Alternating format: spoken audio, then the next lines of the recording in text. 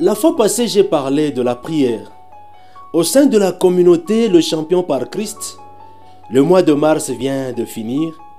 Les hommes de Dieu, les femmes du Seigneur se sont réunis. Ils nous ont conduits en prière sur base d'un thème que je souhaite décortiquer dans 2-3 minutes. Le thème c'est « Prions avec les psaumes ». Nous avons pris tout notre temps pour prier avec les psaumes. Nous prions chaque jour de 5h à 6h et nous avons un triduum des champions qui commence du jeudi et qui finit le samedi soir. C'est un jeûne et prière de 3 jours. C'est pourquoi on appelle ça triduum des champions. Et avant de continuer, avant de parler des hommes de Dieu et avant de parler de ces messages priants pour les psaumes, j'ai béni les femmes et les hommes de Dieu que Dieu a mis au sein de la communauté pour nous bénir. J'ai béni Maman Germaine, j'ai béni Maman Edith, j'ai béni Maman Divine, Maman Nyota Stella, Maman Anita. Il y a eu beaucoup de mamans qui nous ont vraiment accompagnés. Pas seulement les mamans, il y a aussi les hommes de Dieu, le pasteur Charles, l'évangéliste Jean-Marc, les pasteurs Alan de la Zambie, les pasteurs Josias Kassonga, moi-même, sans oublier le bien-aimé Michel Mujinga, le frère MK, sans oublier le bien-aimé à partir du Bénin, le bien-aimé parfait. Ce sont les gens qui nous ont bénis, qui nous ont exhortés en priant avec les psaumes. Nous devons maintenant comprendre les psaumes. Le livre des psaumes, dans sa totalité, est composé de 150 chapitres. 150 chapitres. Le 150 chapitres, David à lui seul, il a écrit 75 psaumes.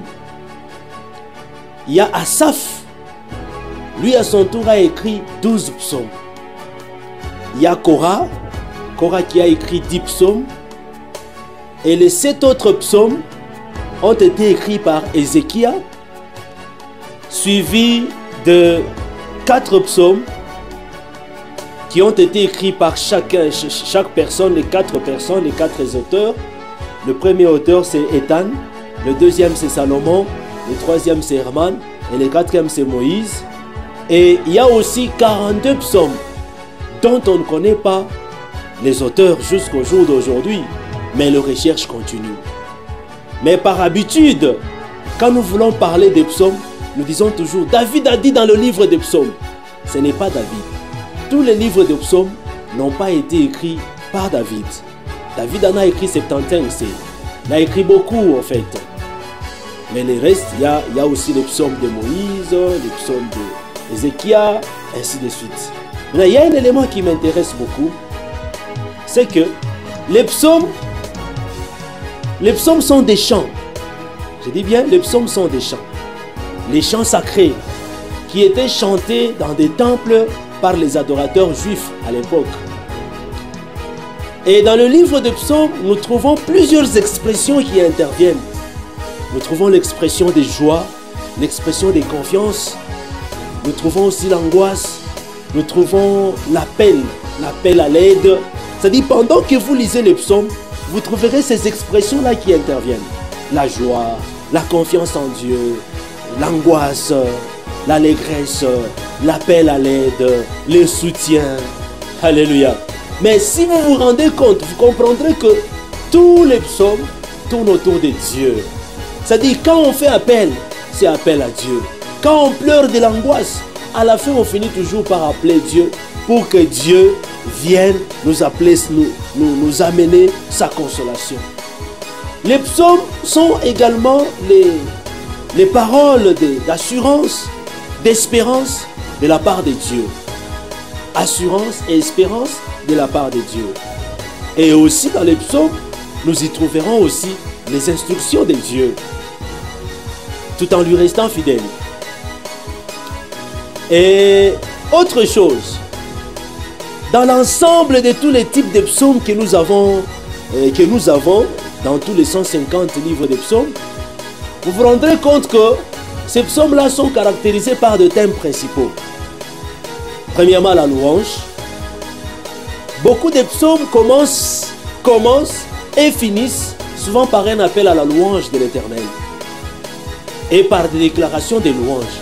Ces psaumes-là, vous comprendrez que ce sont les psaumes de louanges.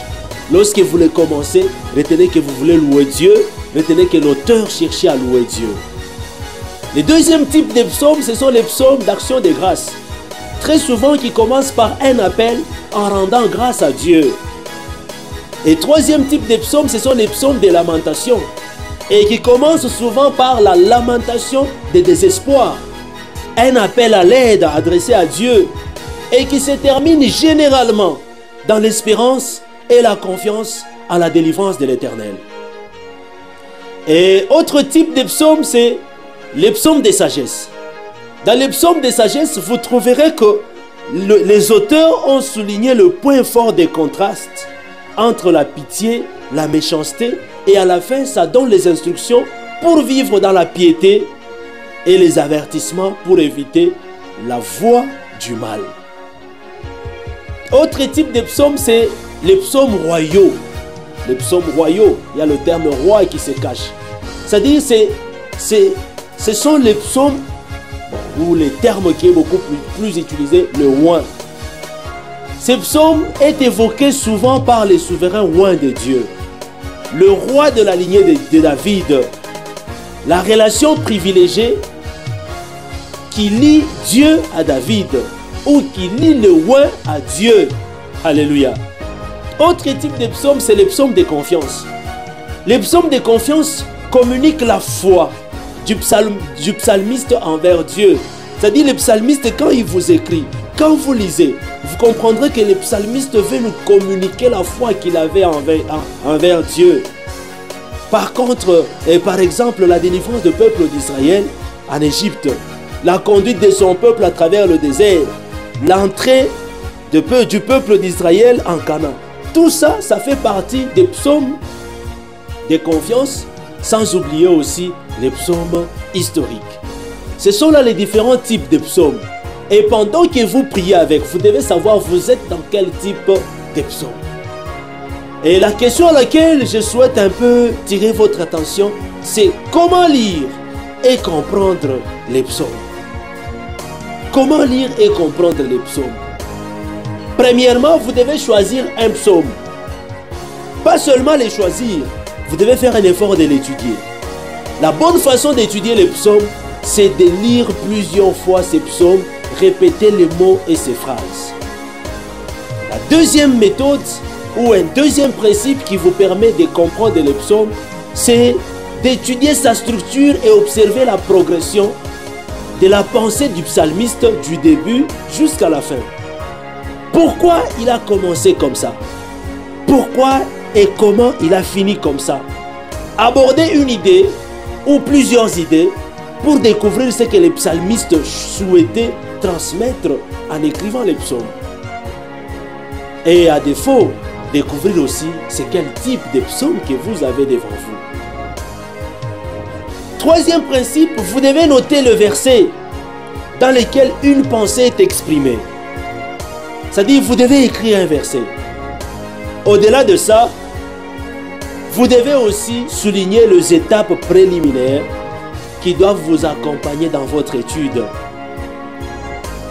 Et de ces étapes-là, j'ai parlé comment les psalmistes décrivent-ils Dieu, quelles sont les raisons données pour louer Dieu par les psaumes de louange, quelles sont les actions que Dieu a accomplies qui ont motivé les psalmistes à exprimer sa gratitude à travers les psaumes, quelles sont les causes des cris ou des désespoirs et de l'appel à l'aide que les psalmistes a eu à écrire, quelles sont les instructions. Tout ça, c'est la manière qui nous permettra, nous, de continuer à fouiller dans le livre des psaumes. Vous voulez parler des psaumes, il faut tenir compte de tous ces éléments. Je crois que j'ai assez parlé, mais il y a un point capital. Pourquoi nous, les peuples d'aujourd'hui, nous devons prier avec les psaumes? Quelqu'un dira, oh, c'est David qui a écrit, c'est la prière de David, il faut laisser ces psaumes. Bien-aimés dans le Seigneur, je vous rappelle que les psaumes ne sont pas seulement les psaumes de David. Ces psaumes-là, même le Christ qui est notre modèle ou notre référence, Jésus-Christ a pris aussi tout son temps pour prier avec les psaumes. Je prends le cas de psaume 22. Le psaume 22, là où David ou le psalmiste est en train de dire « Mon Dieu, pourquoi m'as-tu abandonné ?» Ce psaume-là 22 a été récité lorsque le Christ était à la croix, selon Matthieu chapitre 27, le verset 46. Je prends le cas de psaume 31. Dans le psaume 31, David exprime sa confiance en Dieu même pendant les moments de détresse. Jésus-Christ a fait référence aussi à ce psaume en disant « Entre tes mains, j'ai remis mon esprit ». Selon Luc chapitre 23, le verset 46. Et plus loin, Jésus-Christ a eu à utiliser le psaume 69 qui parle de la souffrance, de la persécution et de Jésus-Christ dans plusieurs circonstances. Il y a aussi le psaume 118. Et ce psaume, là on parle des triomphes de Jérusalem. Et son origine dans le Nouveau Testament, c'est Matthieu 29, Matthieu 21, le verset 9. Là où on dit, béni soit celui qui vient au nom du Seigneur. On parlait de qui? De Christ. Plus loin, il y a le psaume 42, il y a aussi le psaume 43, pour chuter avec le psaume 51. Le peuple de Dieu, les orateurs de Dieu au sein de la communauté des champions par Christ, nous ont bénis en nous exhortant à étudier, à méditer avec les psaumes. Nous avons prié et demain nous commençons le mois d'avril. Le mois d'avril va commencer avec un nouveau thème. C'est le thème qui nous amène à notre événement, grand événement annuel qui est le réveil de champions. Le réveil de champions aura lieu ici à Lubumbashi en RDC dans la grande salle polyvalente de Viengevois au centre-ville de Lubumbashi. Ça sera du 15 au 17.